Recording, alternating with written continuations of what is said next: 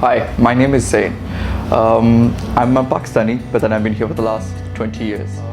Over the last 10 years, roughly, my hair has started falling pretty drastically.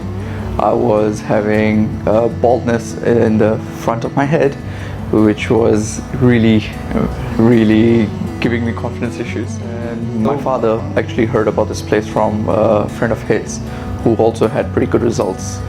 And then what he did was he brought me along. I had consultation with the doctor, and the doctor actually told me how my previous approach was not good. And he consulted me with a non-surgical approach, which I was really happy with. He really made a big impact in my life after that consultation. That consultation was roughly about a year ago.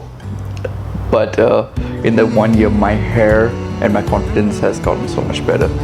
Those who are having hair loss at an early age should always look for an experienced doctor who's qualified in the hair restoration field, or somebody who are board certified, like the American Board of Hair Restoration. Definitely.